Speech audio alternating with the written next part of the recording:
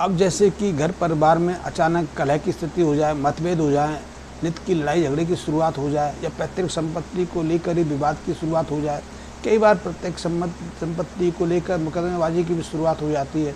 भाई भाई के दुश्मन बन जाते हैं और दुश्मनी यहाँ तक बढ़ जाती है कि कभी कभी तो एक दूसरे के ऊपर जानलेवा हमला भी कर देते हैं और कभी कभी तो एक दूसरे की मृत्यु भी हो जाती है। ऐसी स्थितियाँ बन जाती हैं। तो ऐसी घरेलू स्थिति के लिए यदि आप नित्य कलह की स्थिति से जूझते हैं, कई बार कलह की स्थिति इतनी आगे तो नहीं बढ़ती है, घर परिवार के सदस्यों में थोड़ी बहुत झड़प होती रहती है, दिन की शुरुआत इसी चीज़ से होती है। इसको लेकर भी घर परिवार में अशांति का भाव रहता है, शांति नहीं रहती। लोग चाहते हैं कि अब अलग हो जाएं, घर से बाहर चले जाएं, इसीलिए घर में विभाजन की शुरुआत भी हो जाती है। जिस एक रसोई से पूरा परिवार का पेट भरता था, उस परिवार की कई रसोई बन जाती हैं। वैसे ये विकास की एक प्रक्रिया भी है, क्योंकि जब परिवार बढ़ते हैं तो परिवार विभाजित होते हैं, परिवार विभाजित होते हैं तो समाज का निर्माण होता है। ये एक सहज प्रक्रिया है। हम और आपका परिवार ऐसी प्रक्रिया से अलग होकर आया है, लेकिन अब इस विकास की प्रक्रिया में तीव्रता आ गई है, कुछ कटुता आ गई है। अब विभाजन सहजता से नहीं होता, अब लंबा संघर्ष लड़ना पड़ता है, मुकदमेबाजी की शुरुआत हो जाती है, या घर में ही मारपीट की शुरुआत हो जाती है।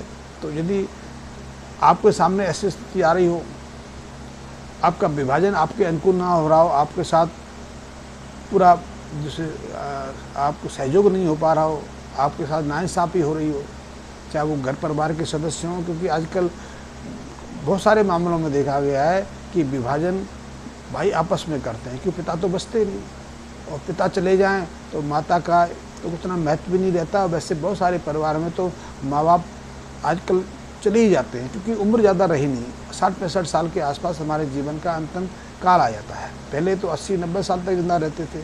पहले तो वो समय था कि पुत्र नाती और नाती के आगे पुत्रों को हम खिला के जाते थे। अब तो नाती पुतों की बात तो छोड़ो, हम अपने बच्चों को अविवाहित छोड़ के चले जाते हैं कि बच्चे जब तक जवान होते हैं तब तक हमारा यहाँ से चलायमान हो जाता है, हम यहाँ से विदा ले जाते हैं। तो बच्चों की शादी नहीं कर पाते तो विभाजन कौन करेगा। तो विभाजन के समय आमतौर पर ऐसा कलह का स्थिति, ऐसी लड़ाई झगड़े का होता है। तो यदि ऐसी स्थिति बन जाए, आपके साथ ऐसी स्थिति है और आप इसको शांतिपूर्वक समाधान चाहते हैं, तो एक काम करें, बहुत सहज साधारण सा काम है कि चांदी का, एक ठोस चांदी का हाथी लें। कोशिश करें कि शुद्ध चांदी हो, कम से कम 90% तो सही चांदी हो। वैसे जो उपाय का ऐसे लाल किताब संबंधी उपाय की वस्तुएं बेचते हैं, सोने चांदी की चीज़ें बेचते हैं, उपाय को आपके हिसाब से बना देते हैं, वो उनको थोड़ा सा अतिरिक्त खर्चा चाहिए। तो ठोस चांदी का एक हाथी ले लें। हाथी का वजन कम से कम 60 ग्राम से कम ना हो। 60 ग्राम से ज़्यादा होगा तो अति उत्तम है।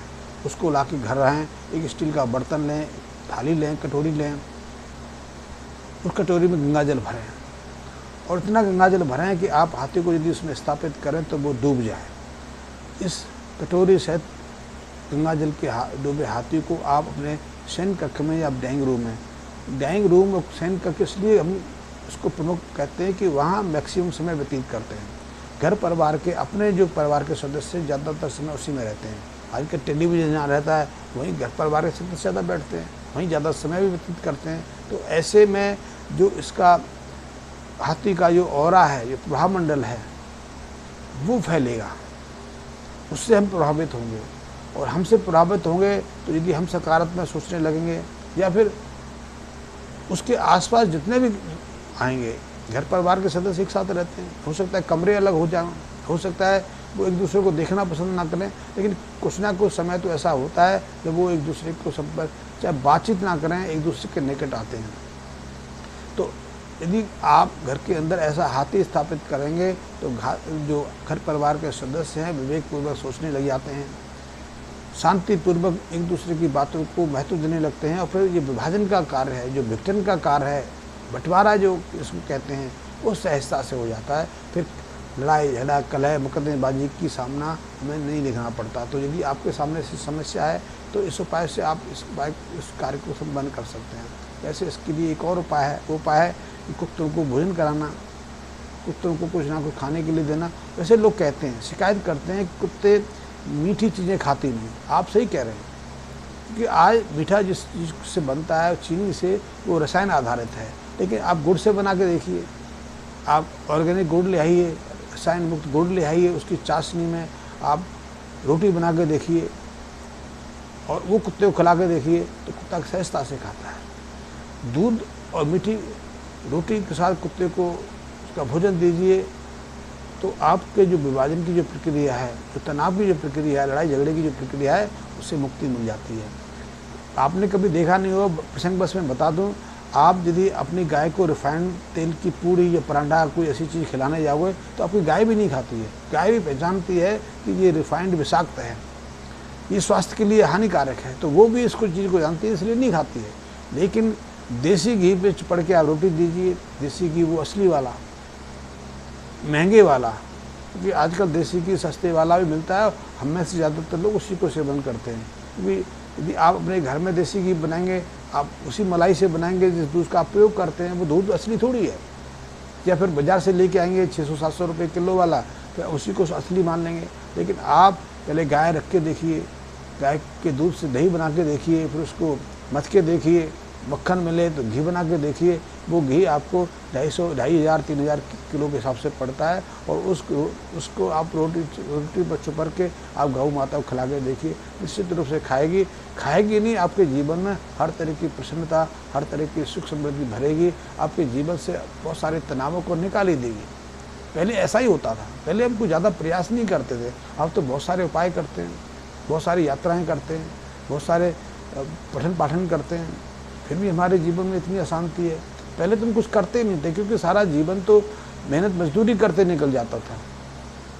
आपने शायद अनुभव नहीं देखा होगा कि आप और हम तो इस शहर में रहने वाले लोग हैं, लेकिन मेरा बचपन गांव में व्यतीत हुआ है। मैंने अपने जीवन के पहले 14-15 साल गांव में व्यतीत किए हैं, तो मैंने देखा है कि हमारे परिवार के जो बुज़ुर्ग होते थे या अन्य लोग होते थे, उस सुबह भोर में 3-3:30 बजे उठ जाते थे। तब घड़ी भी नहीं होती थी, बिजली नहीं होती थी, उठ जाते थे, काम काज में लग जाते थे। किसान अपने बैलों को लेकर, अपने हल को लेकर खेतों पर निकल पड़ते थे।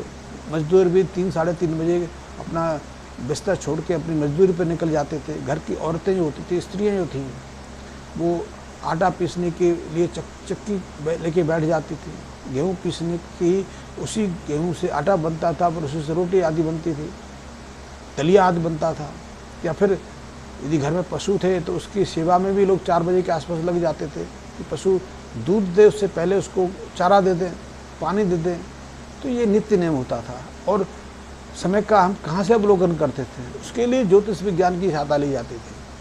हमारे जो आकाश मंडल में सप्त ऋषि का जो एक समूह है, वो हमें दिशा बोध देता है, हमें समय बोध कराता है। उससे हम अनुमान लगाते हैं कि भी रात्रि का कौन सा पहर चल रहा है।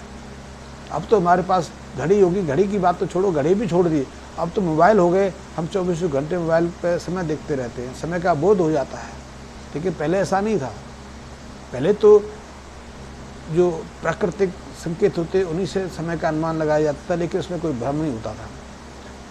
घर की स्त्रियां पानी लेने के लिए, स्नान आदि के लिए उसी चीज़ को देख के निकलती थी। स्वयं मेरी माँ जो थी, जब मैं छोटा था तो मैंने माँ को भी 4-4:30 बजे पानी लाने के लिए, नहाने के लिए कुएं पे जाते हुए देखा है। 4 बजे के आसपास वो उठती थी। कई बार गर्मियों में मौसम खुल जाता है, प्रकाश भी हो जाता है, सर्दियों में घोर अंधकार रहता है। सर्दियों की रातें तो लंबी होती हैं, 7 बजे रात्रि की शुरुआत हो जाती है और रात्रि सुबह 8 बजे तक चलती है। आधा समय तो नींद में गुजर जाता है। लेकिन अब वो ऐसी स्थितियाँ नहीं हैं। तो आप इन उपायों से अपने जीवन में बहुत सारे सुख भोग सकते हैं। धन्यवाद।